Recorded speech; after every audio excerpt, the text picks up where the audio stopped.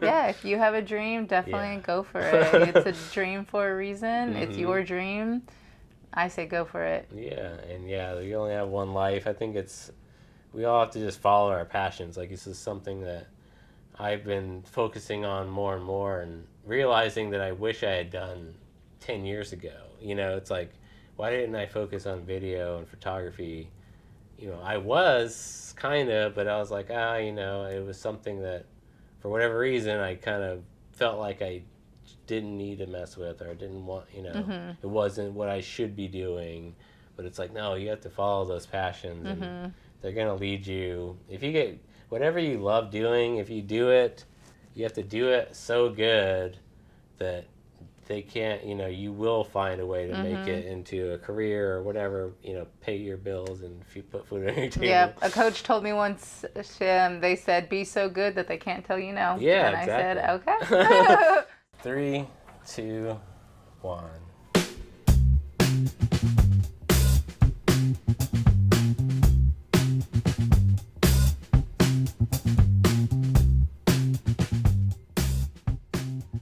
Hello, and welcome to a special episode of Rhythm and Wit. My name is David Steele, and with me today is my friend Julianna Bravo. Julianna. Welcome. Hi. How are you today? I am well. It's such an honor to be here. I'm really excited. Yeah, thanks for being here. We're here to talk about this cool project that you've been working on and getting funding for. It's a coloring book.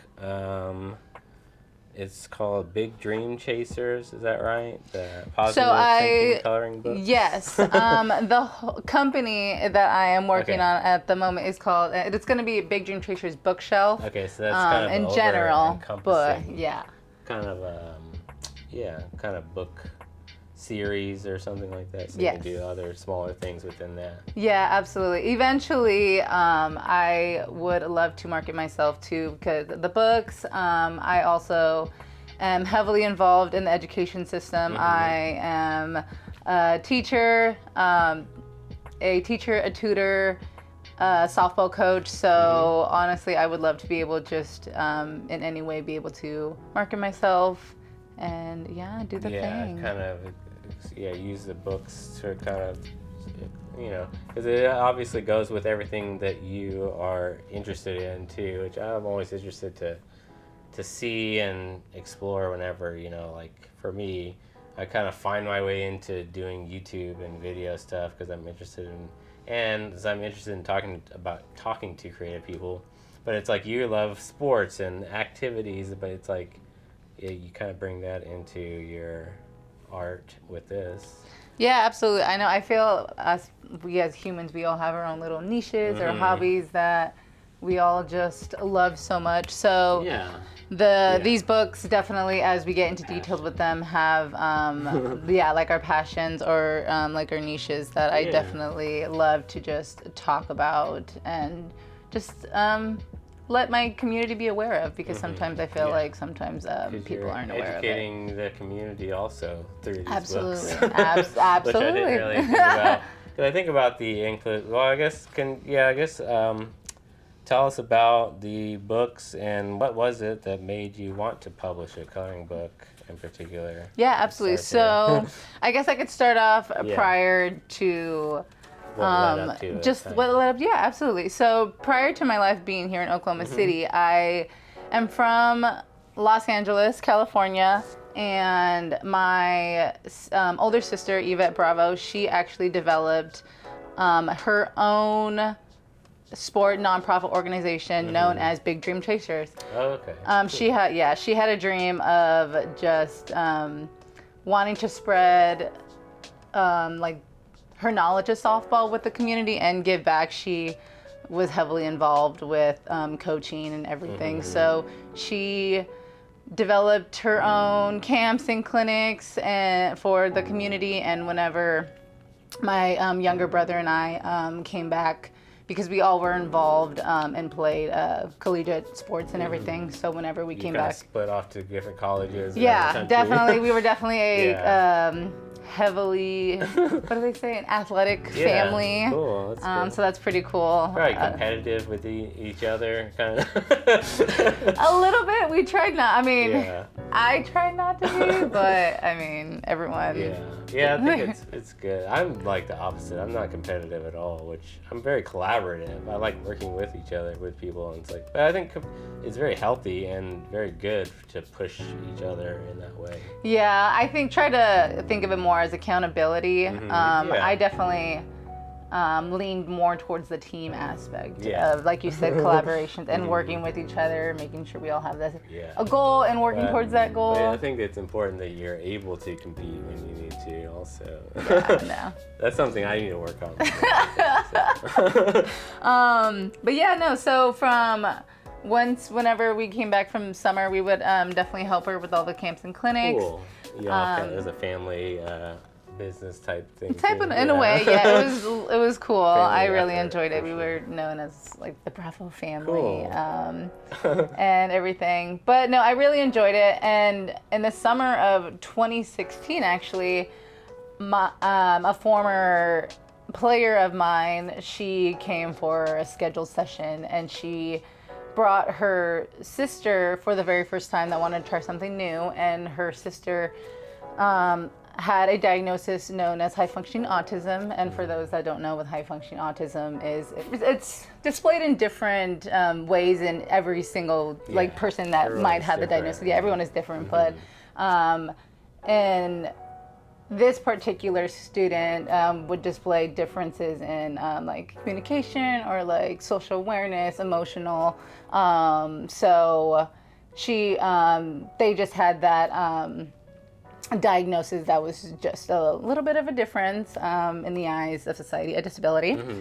And when that summer, this was my first ever encounter with an adaptive sports setting. And at the time, I was a little bit intimidated, I'll be honest, but I just reassured myself that it was just another student that wanted another coaching session, make it fun, make it something that they would enjoy. And long story short, that day opened up a new passion, which right then and there, I knew that I wanted to be an adaptive physical education teacher, curriculum developer, which led to me getting my master's in physical education. I also got a teaching degree in California, as there were what's known as a single subject teaching credential to try to teach PE. Okay. And then the magical COVID hit. Everyone loves COVID.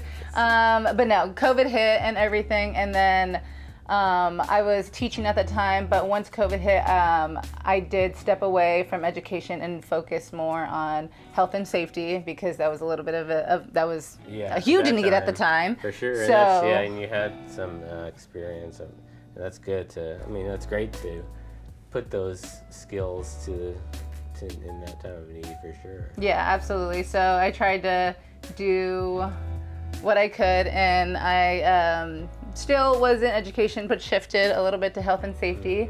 Got knowledge and skills as much as I could in that, which ended up bringing me to here as a job in Oklahoma City as a adaptive physical education curriculum developer. Yay! We moved here to Oklahoma City. I never thought I would, but I really do enjoy it here. And I did that role for about a year. Really loved it and gained a lot of experience. And that was is it for Oklahoma City Public Schools, or no, it's just a school? It was a nonprofit here that specialized heavily in kids with differences and disabilities. So and you were developing like curriculum for that. Yeah, for their physical education. I don't want to say department, because they didn't have a department, but they brought me along for me to go ahead and bring that on. And it was really fun. I really enjoyed it.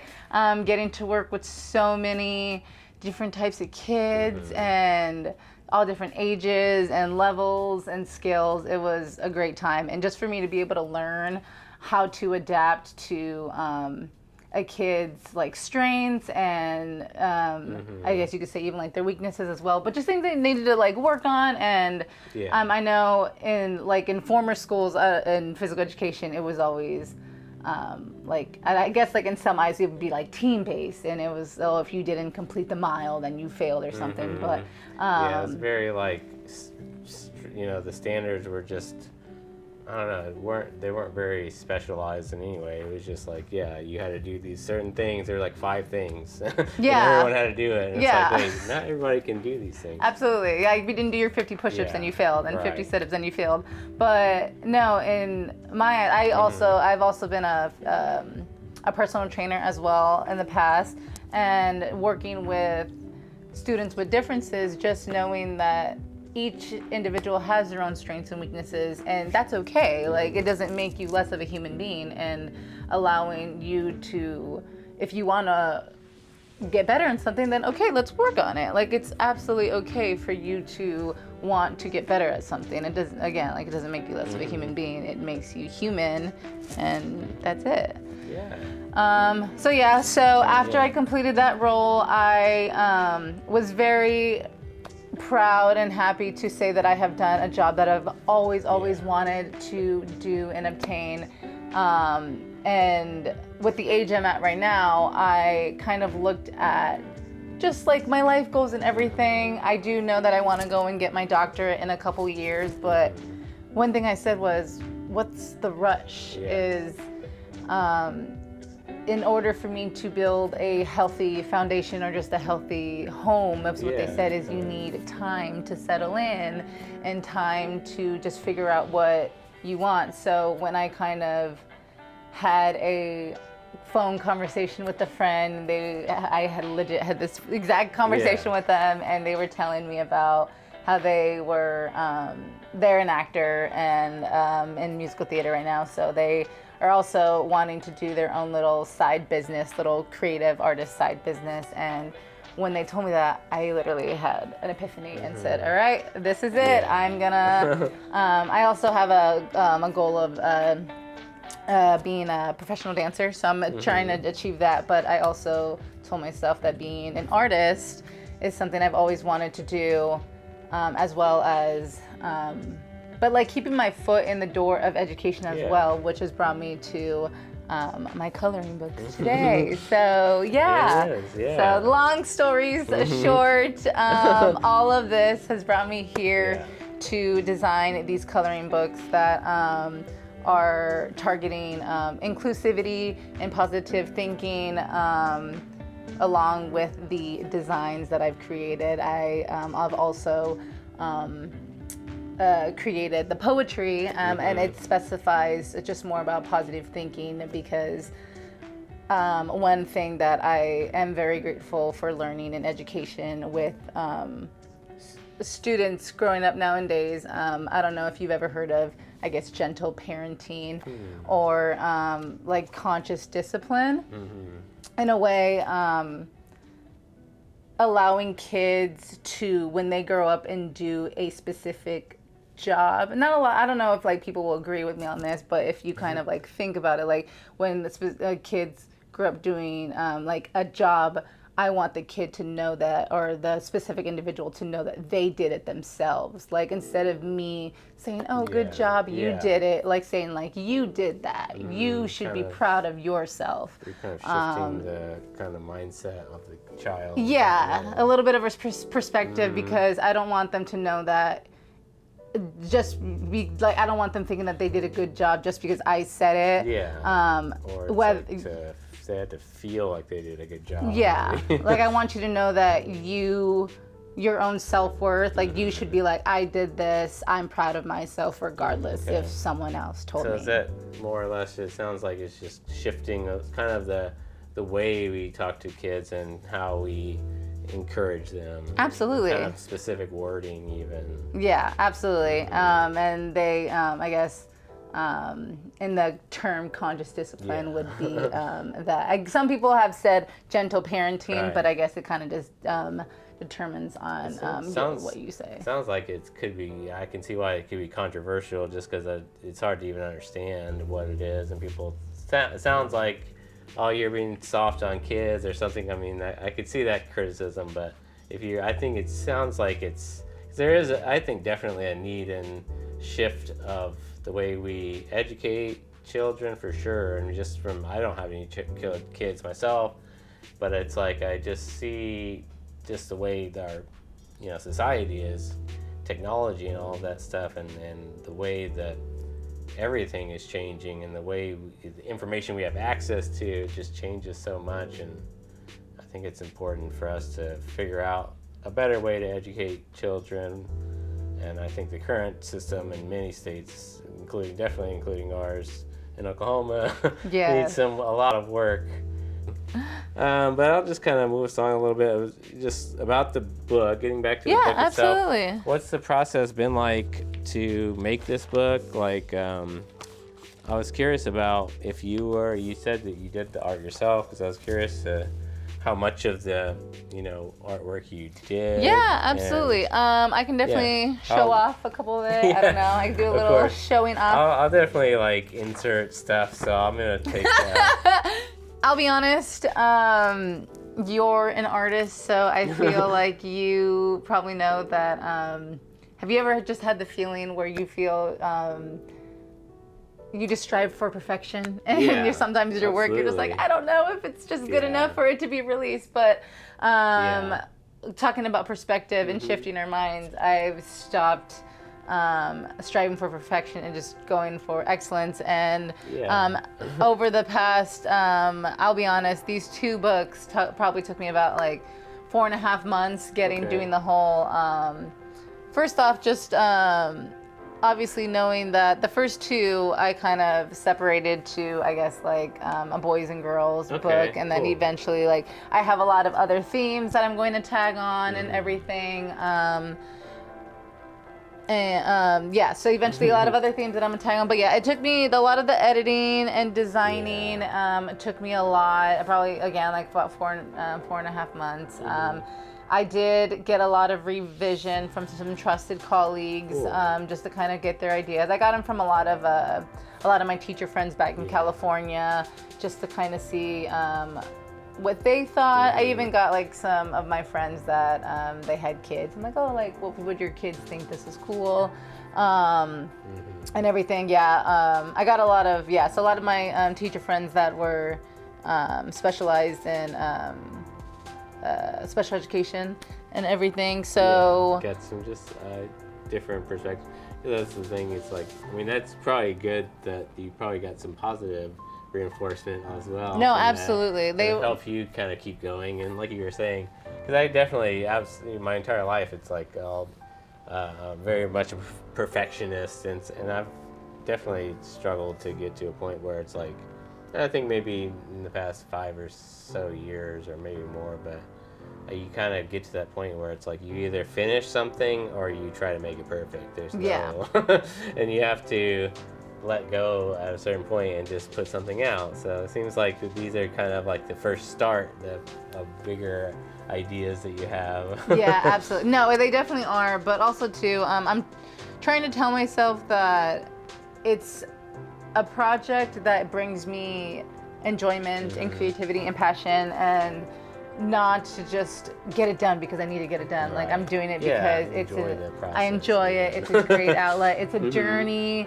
Yes, it is a challenge, but it's we're here for the journey. I am doing this because it's helping me in positive ways. It's going to also help my community in other ways. But once I did a lot of the editing, the dreadly waiting of doing all of the copywriting and everything, that's just just trying to get that approved and everything.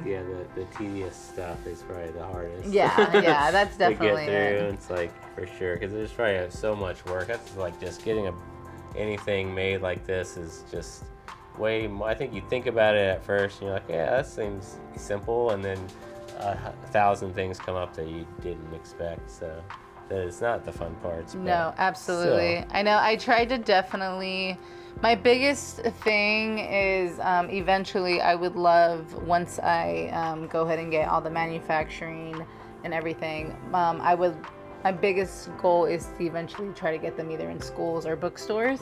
And I really just want, I think my biggest thing is I really just want, how would I say, like, I want kids to just be able to look at, like, grab the book off the shelf and just be like, hey, that looks like my sister, or that looks like me. Like, I want it. And and a lot of times, I mean, I understand that every kid is different regardless of their skill or ability. And if they can color in between the lines, awesome, cool. If they literally just get a red crayon and they just go all over, that's fine. As long as you resonate with the book, I think that's more of my goal than actually coloring it. That's what I think is so great about it. When I saw it and first looked into it, it's so cool to see that, like, you never see, like, growing up, I've never seen that many books with kids in wheelchairs or kids with disabilities were in anything. It's like sometimes you would see an episode of a cartoon or something that had a kid in a wheelchair, but it was very, very rare, if at all. But it's like, this is something that is very needed. I think about it all the time is inclusivity of race and gender and all this stuff, and media and stuff, all for sure. But it goes even further with kids that are growing up with a disability, or they have to have a wheelchair or whatever. It's like they feel like they don't belong there because they don't see themselves in the world. And so that's like the number one thing that I think that I congratulate on you for making this happen, because and your whole thing is that empowering the kids and people that do have to struggle with things that a lot of other kids don't. Yeah. So. Absolutely. Yeah. This life isn't sometimes all sunshines and rainbows, but we do. I feel I try to do my due diligence of just I believe a lot in energy, and whatever you give out will come back to you. And I think that is what I try to do. Is I try to just let a lot of I say friends, because I mean, I say I want every friend that interacts with my space is to let them know that they are safe and welcome. So regardless of your difference, we're all friends. We got to live the same life, and we're here together, so let's do the thing. So that's great. So what has been the biggest challenge that you've had to face in order to make these books, and what would you do differently if you had to start over or do it all again? I guess the biggest challenge, I would say, is definitely a little bit reiterating what I've said in the previous question, was just, again, keeping it a passion, reminding myself that, hey, not a lot of people decide to do this as a career. Or at all. At all. At all. Like, this is something that I need to give myself credit for, that I am doing. It is a creative outlet. I enjoy doing it. So just relax, take a deep breath, and just, I feel we just kind of we zoom through life a lot more than we probably should. We just try to get to the next thing as quickly as we can. Absolutely. And again, like, a lot of things aren't on our timing, it's on the universe's timing, or whatever creative timing you believe in. But again, you just gotta enjoy the journey, twists and turns, all the things. But I just telling myself to slow down and relax. Also, too, I'm doing a lot of this by myself. I don't have a team. It is all just me. Luckily, a lot of my friends here in Oklahoma City and in California and like kind of all over are just very sweet that they know the mission that I'm on. And luckily, they've been offering me help and advice, or just any type of tips they can offer me. Like, I have friends that are offering me, I have a website so it could be a little bit easier so people can know about me, where I'm at, or the books and everything. Eventually I would like to do community events coming up soon. I'm doing one soon, but eventually I would like to do more. And I would like everyone to kind of just know that all within the website. So I had a friend helping me do that, and I have a lot of my colleagues helping with revising with books and everything. So yeah. So I guess honestly, would I do anything different? I don't really know if I would, just because again, I'm trying to say just enjoy the journey. I think I am doing pretty well for myself. I did just have a fundraiser that did reach their goal on Kickstarter. So thank you so much, everyone. I want to give a quick little shout out to everyone that did donate and everyone that did share, because I know sometimes we can only do so much, but sharing did just as much. So thank you guys. That's more important sometimes, I think, just because, I mean, the sharing anything online is like the uphill battle for all of us. Absolutely, yeah. Getting the word out there is so hard sometimes. I always am a huge, just like I don't, even as much as I do share everything, it's like I know I could be doing it more. You know, it's like I could be helping more people, but it's like you only have so much time and the resources to even know about this stuff, which is a part of it. So yeah, that is always, I always encourage people to share other people's stuff, even if you can't go to a show or whatever, it's like you can share the flyer or share the fundraising link. So because you never know, I mean, that we all have our own networks, and I think some of us know some people that would love to donate and do things like this. So definitely, the fundraiser is over now, so you can't donate. Well, you probably can somewhere. You have a Venmo. I do have. So the fundraiser that I did have, I could talk a little bit about it. So was to get the funds for the manufacturing, which now we are already on the mission for, so that's really great. But yeah, so if you donated, I had a little reward is what they would say. If you donated $20 or more, you would get the first 2 digital PDF copies of the books, and I would email them to you. I have started emailing a couple of the backers, so that's awesome. If you are still able to go ahead and get the digital copies, if that is something that interests you, I have a link tree on my Instagram that I will go ahead and add the Etsy account. So they are up on Etsy, both books. So cool. That's kind of where you can get the PDFs. Yes, yeah. That's like, I didn't even think about it until just now. You get the PDFs, print as many of them as you want. Absolutely. To color for your kids. I mean, that's kind of like, I never thought about that with coloring books. I mean, I don't know, but that's awesome. Yeah, no, absolutely. Because I know a lot of times, let's say, I know with families, a lot of times they have more than one kid, and you only have one sheet, and they're like, Mom, I wanted that one. And, why not just have a PDF, a digital copy? You can print off as many as you want. Or if you're a teacher, I mean, again, I am a teacher. If you want this coloring book for all 36 kids, go for it. I mean, hey, awesome. It's awesome. We'll link all your, I mean, you said your Instagram is probably the primary place. Yes. To get to the link tree, and then find stuff there, and then we'll have the website and we'll promote that. Yes, absolutely. Thank you. But that'll be all coming up really, really soon. Awesome. So that's kind of, I guess that kind of wraps it up, because I'll ask you about where they can find you.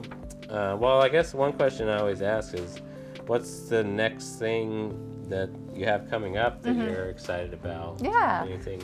I mean, the books are here. You have the printed copies, the PDFs available. Yes. What's next? So definitely, I do have a couple printed copies, but they are for some community events that I am doing coming up. If you are here in the local Oklahoma City area, on August 3rd, I'll go ahead and talk about the event, but on August 3rd, I know this nonprofit here called Generation Y.